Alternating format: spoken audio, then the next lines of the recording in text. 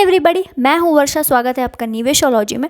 बहुत सारे लोग मुझसे पूछते हैं कि ग्रोथ स्टॉक्स कैसे फाइंड आउट करने चाहिए, नेक्स्ट मल्टी बैगर हमने कैसे ढूंढना है। सो आज इस वीडियो में हम ये देखेंगे कि ग्रोथ स्टॉक्स को कैसे आइडेंटिफाई करना है। एंड क्या ये ईजी है? नहीं, लेकिन आप कर सकते हो। तो चलिए शुरू करते हैं। सो हम स्टेप बाय स्टेप देखेंगे कि हमने करना क्या है। पहला स्टेप जो कि बहुत आसान स्टेप है और यहीं से शुरुआत होगी, दैट इज़ आपको पहले तो छांटना पड़ेगा कि कौन सी कंपनी आपको पढ़नी है। कंपनी आपको इन डिटेल पढ़नी है। यहाँ पर 2 मिनट 3 मिनट 5 मिनट में कोई काम नहीं होने वाला है, आपको बहुत मेहनत करनी पड़ेगी। लेकिन जो फर्स्ट स्टेप है वो आपके लिए चीज़ें बहुत आसान कर लेगा। जैसे बहुत सारी कंपनियाँ लिस्टेड हैं, तो आपको छांटना पड़ेगा कि आपको कौन सी कंपनी पढ़नी है। सो यहाँ पर आप अपने फ़िल्टर्स लगा सकते हो। जैसे आप स्क्रीनर पे चले जाओ, वहाँ पर फ़िल्टर लगा लो कि मार्केट कैप आपको कितना चाहिए, ठीक है। या सेल्स ग्रोथ लास्ट 10 ईयर्स में मान लो आपको 20% चाहिए, 20% CAGR ग्रोथ सेल्स ग्रोथ की। या मान लो लास्ट के 5 ईयर्स में आपको 20% सेल्स ग्रोथ चाहिए। या और देन उसके बाद आप प्रॉफिट ग्रोथ का फ़िल्टर लगा लो कि आपको लास्ट 10 ईयर्स में फॉर एग्जांपल 20% की प्रॉफिट ग्रोथ चाहिए, लास्ट 5 ईयर्स में 20% 25% की प्रॉफिट ग्रोथ चाहिए। या हाई ROC कंपनियां आपको चाहिए तो ROC का फ़िल्टर लगा लो, ROE का फ़िल्टर लगा सकते हो आप। सो ऐसे स्क्रीनर पे जब आप ये फ़िल्टर्स लगाओगे तो आपके पास एक लिस्ट आ जाएगी, ठीक है। सो आपको अब यहाँ से सिलेक्ट करना है कि आपको कौन सी कंपनी पढ़नी है। सेकेंड तरीका ये भी है, जैसे हम आगे कुछ सेक्टर्स की बात करेंगे कि कौन से सेक्टर्स में टेलविंड्स हमें देखने को मिल सकते हैं। सो सेकेंड ये भी एक तरीका होता है कि कंपनीज़ को फाइंड आउट करना कि कौन सा सेक्टर आपको लगता है कि आगे जाके बहुत अच्छा कर सकता है। उस सेक्टर में से कुछ कंपनियां जो अगेन जिनकी सेल्स ग्रोथ अच्छी है, प्रॉफिट ग्रोथ अच्छी है, आप उसको अलग कर लो और उसमें से कुछ कंपनियां पढ़ लो। तो सेक्टर के बारे में नॉलेज होना या कौन से सेक्टर्स आगे अच्छे करने वाले हैं उसके बेसिस पे कंपनीज़ निकालना, ये भी एक अच्छा तरीका है। अब आपने कंपनीज़ निकाल दी, आपने कंपनीज़ फाइंड आउट कर ली। अब यहाँ से रियल गेम शुरू होता है। अब जिन नंबर्स के बेसिस पे आपने कंपनीज़ निकाली हैं, मतलब क्या कि वो नंबर्स बहुत अच्छे थे और उन नंबर्स के बेसिस पे आपको वो कंपनीज़ अच्छी लगी हैं। लेकिन अब आपको डीप डाइव करना है कि ये जो नंबर्स हैं क्या ये आगे भी ऐसी ही ग्रोथ कंपनी को मिलने वाली है कि नहीं, क्योंकि ग्रोथ स्टॉक्स हमने आगे के लिए देखने हैं, फ्यूचर के लिए देखने हैं। तो अब जिन नंबर्स के बेसिस पे हमको कंपनीज़ अच्छी लगी है, मतलब उन कंपनीज़ में कुछ ना कुछ मोट है, कुछ ना कुछ कॉम्पिटिटिव एडवांटेज है, इसी वजह से उन कंपनीज़ के नंबर्स इतने अच्छे हैं। अब हमें फाइंड आउट करना है कि वो कंपनी का मोट क्या है, कॉम्पिटिटिव एडवांटेज क्या है, क्या ऐसी अलग चीज़ है जिसके वजह से कंपनी के इतने अच्छे नंबर्स आए हैं। अब इम्पॉर्टेंट चीज़ ये हो जाती है कि जब हम बिज़नेस मॉडल पढ़ेंगे तो आपको समझ में आ जाएगा कि कंपनी का मोट क्या है। तो अब ये भी देखना है कि ये मोट तो पिछले कई 10 साल 5 साल तक तो था, इसके वजह से कंपनीज़ के नंबर्स अच्छे आए हैं, क्या ये आगे भी मोट रहने वाला है, क्योंकि उस मोट के वजह से, उस कॉम्पिटिटिव एडवांटेज की वजह से ही कंपनी के नंबर्स इतने अच्छे आए हैं। तो क्या वो मोट ड्यूरेबल है। अब मोट्स कई तरह के हो सकते हैं। मान लो कोई एक गवर्नमेंट रेगुलेशन का मोट है, जैसे फॉर एग्जांपल, अच्छा अभी जो भी कंपनीज़ के मैं नाम लूँगी वो सिर्फ एक आपको समझाने के लिए है, कोई रिकमेंडेशन नहीं है। तो आप अपनी रिसर्च ज़रूर कीजिएगा, कोई बाय एंड सेल रिकमेंडेशन नहीं है।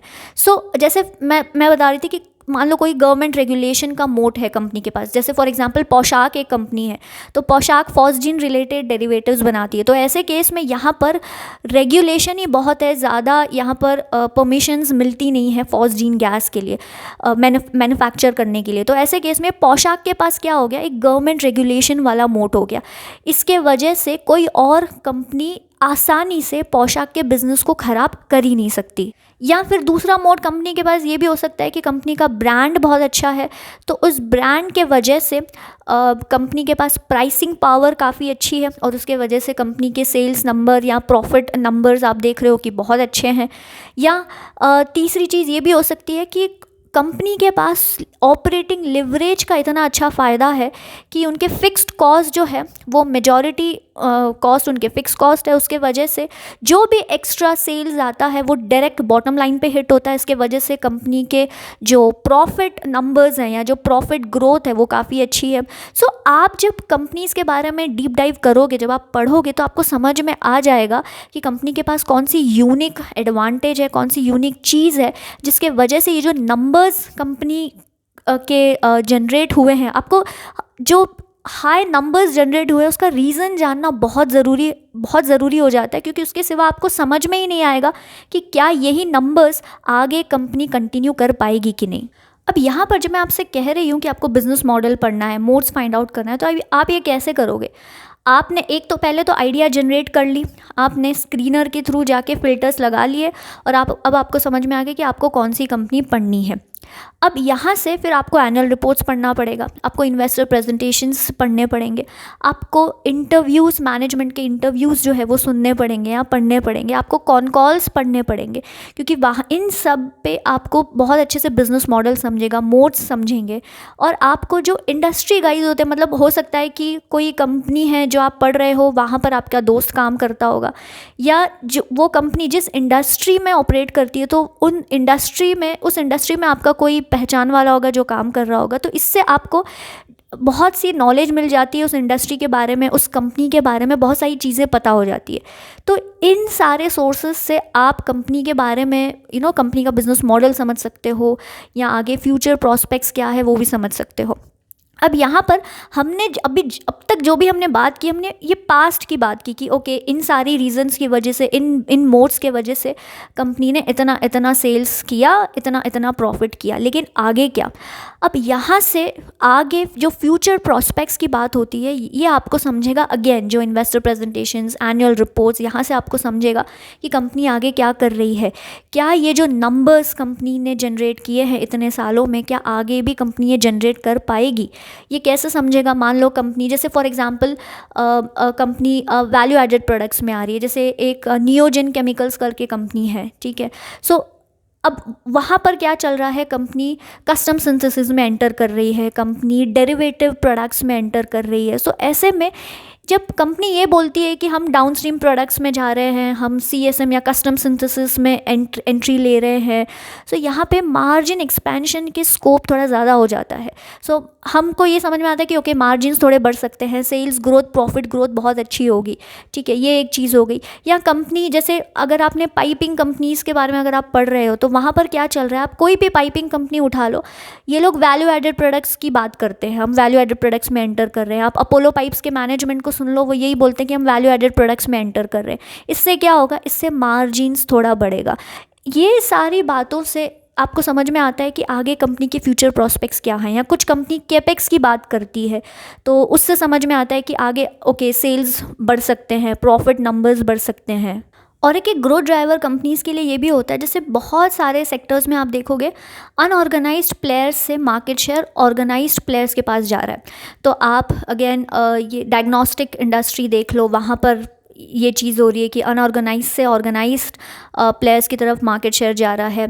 या आप ज्वेलरी सेगमेंट में देख लो, वहाँ पे तो ये भी एक बहुत अच्छा एक ग्रोथ ड्राइवर है कि जो बड़ी कंपनियां हैं, जो ऑर्गेनाइज्ड प्लेयर्स हैं, वो कैसे ग्रो करेंगी। तो जो अनऑर्गेनाइज्ड प्लेयर्स है, वहाँ से मार्केट शेयर ऑर्गेनाइज्ड प्लेयर्स के पास जाएगा। सो ऐसे कुछ कंपनियाँ ढूंढे जहाँ पे ये सारी चीज़ें चल रही हैं। ये सारी जो चीज़ें मैं कह रही हूँ, ये ट्रेडिशनल ग्रोथ कंपनीज़ की बात हो रही है।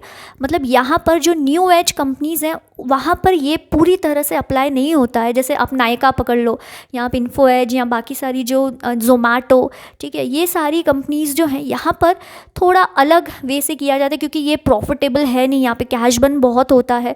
सो इनको ग्रोथ टेक्निकली अगर आप देखोगे, ये जो कंपनीज़ है, ये actually these are the companies जहाँ पर ग्रोथ बहुत ज़्यादा एक्सपेक्टेड है, एटलीस्ट मार्केट को तो बहुत ज़्यादा एक्सपेक्टेड है।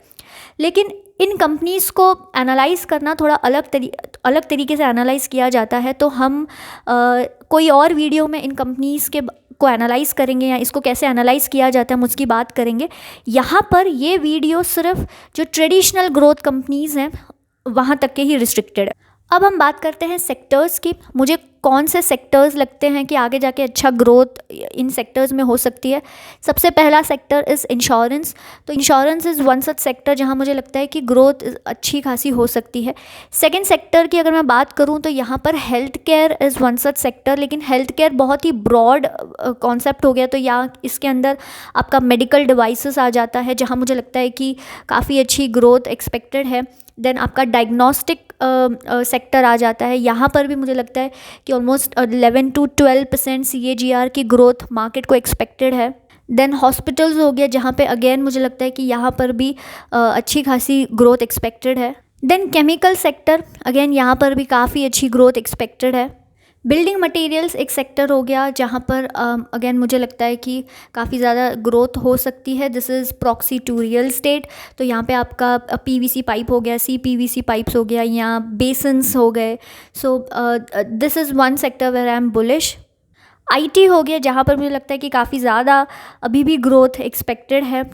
अगर आप IT देखोगे तो यहाँ पर पिछले कई सालों से वो टेलविंड में है एंड आगे भी यहाँ से काफ़ी ज़्यादा ग्रोथ एक्सपेक्टेड है। हालांकि रिसेंटली अभी ऐसा हो रहा है कि वहाँ पे margin pressures and supply side issues आ रहे हैं।